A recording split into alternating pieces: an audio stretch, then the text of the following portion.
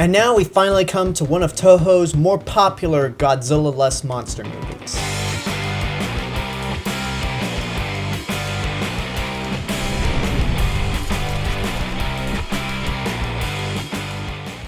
At last, we have Mothra, released in 1961, directed by Shiro Honda, and stars not only one of the most famous Toho monsters, but one of the most famous monsters, period. The movie opens up with a group of sailors crashing ashore on Infant Island, an island that was said to have been uninhabitable and filled with radiation. They get rescued, and to the surprise of everyone back on the mainland, have not returned with radiation sickness. The sailors soon tell Japan that the reason they haven't obtained radiation sickness was because they were given special juice by the natives. Then everyone is like, wait, natives? You mean Infant Island actually has people living on it? So before long, an expedition led by capitalist douchebag Clark Nelson, that's pretty much what he is sent to Infant Island to try to learn more about the inhabitants living there and see if it can sustain life. On this journey are a newspaper journalist who's stowed away, and a scientist played by Toho favorite Hiroshi Koizumi. While they're on the island, they come across these two little girls that Nelson eventually kidnaps and uses them for entertainment purposes. The scientist, the journalist, and a fellow photographer get in contact with the little girls, and they learn that the goddess of Infant Island, Mothra, is going to arrive in Japan to try to save the little girls, even if it means hundreds of innocent people getting killed. And from there on out, the giant insect known as Mothra arrives to Japan, starts wreaking havoc, all in an attempt to return the girls back to Infant Island. Now, out of all the Toho science fiction films that have been made that do not feature Godzilla in it, this is the only one I would recommend to those who are not hardcore fans, or fans in general. And I would go one step further to say, out of all of the Godzilla-less movies they've created that are science fiction and feature monsters, this is the best of all of them. Why? Well, for one reason, it's slightly different. The title monster is not the main threat of the movie.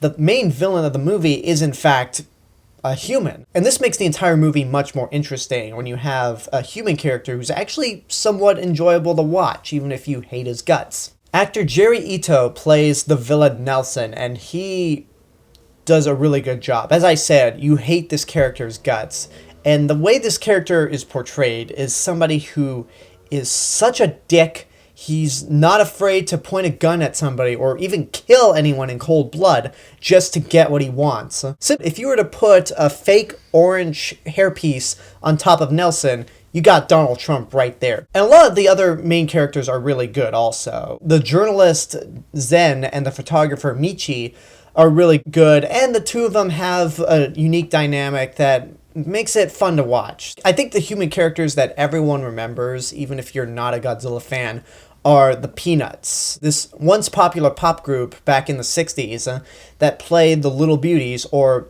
the Mothra twins as they're often referred to. They're one of the most iconic human characters next to Dr. Serizawa within this Godzilla universe. The special effects are great. Given that this is Toho's second attempt at a flying monster, they've perfected it this time around to where you hardly see the strings on Mothra. I mean, it does help that Mothra is a prop and not an actor in a suit, so you don't have the weight problem that they had back in Rodan. But still, it's very impressive to watch, and there are a lot of beautiful moments in this movie. One of my favorite scenes in the movie visually is when Mothra cocoons herself on Tokyo Tower, and these heat ray guns shoot at Mothra and set the cocoon on fire. It is such a beautiful and somewhat haunting image to see this giant cocoon catch on fire, and to see that it doesn't work in the end. The cocoon basically is indestructible, and Mothra comes out unscathed. And then, obviously, I have to talk about Mothra. She's one of the most famous monsters of all time, and the second most popular Toho monster next to Godzilla. What I really love about Mothra is that she's very much a parallel to Godzilla, where sure, she might be a giant bug, and when you look at her, she might not be as powerful as some other Godzilla monsters down the line, like King Ghidorah or Mechagodzilla. But there's an elegant beauty to this monster, and the way that she's a parallel to Godzilla is that she's very peaceful. She'll only attack when those she loves are harmed, as opposed to Godzilla, who is very neutral or evil. Like, Godzilla will step in and save humanity, but if you upset him, he will not think twice about killing off humanity. And another reason why this movie is so good is that the theme of unity is really present this time around, almost as much as it was in the first Godzilla, where Japan and the country that Nelson is from, called Rolisica, that's the best I could do, but pretty much it's America. Both countries see Nelson's errors and are like, look, your actions are killing hundreds of innocent people. You have to stop this. And being a greedy business entrepreneur, he's like, no, he's just an all-around dickhead. But again, he does prove to be a really great villain in terms of human characters within these kinds of movies. If there are any problems, anything that I could have issue with in Mothra, it's that Nelson, for as much as you hate him, there's no real good payoff. I mean, he meets his demise by a shootout with the cops. Once he gets to his home country, all of the residents are angry at him because Mothra has attacked one of their major cities. And Nelson starts pointing guns at innocent civilians. He kills a cop and then gets gunned down by the cops before our main characters come in and basically set the fairies free. It's a little disappointing when you think about the original ending where he died at the hands of Mothra, and then Mothra collected the fairies and left. So that alternate ending would have been a much more satisfying death for Nelson, but at the same time, it would have made the main characters completely irrelevant. Because in the final film, our main characters get a hold of Mothra, basically calm her down, and set the fairies loose, proving to Mothra that there is some good in humanity. So I think the ending that's eventually in the movie is better, but at the same time, it would have been cool to see Mothra kill Nelson personally. And then lastly, I'll say Hiroshi Koizumi's character, Chujo. While Hiroshi Koizumi is a very beloved Toho actor amongst fans, I mean, he passed away last year, and Mothra is probably his most iconic role. The character of Chujo himself isn't that interesting, considering that the photographer and the journalist are so fun to watch together.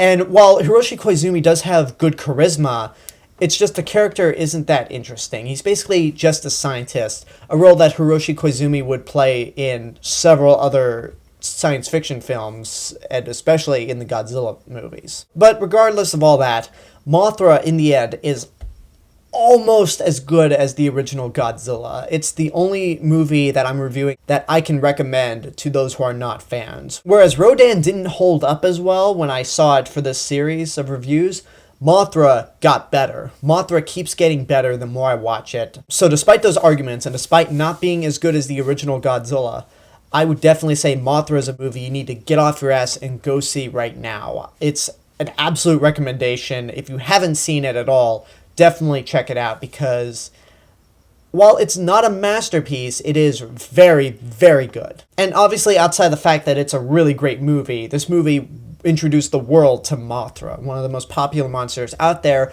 who would appear in 8 Godzilla movies, not counting her upcoming debut in the sequel to Godzilla from 2014. And she was so popular that she would get her own spin-off trilogy in the mid to late 90s, but we'll get to that later. So the original Mothra is really an important film that I highly recommend. And that's my review for Mothra. I can't wait to hear what you guys think of the movie, if and when you see it. Like, subscribe, share me with your friends. Don't forget to check out my website. And don't forget to follow me on Facebook, Twitter, Instagram, SoundCloud, and Periscope. This is The Real Mr. Robinson telling you there is only one.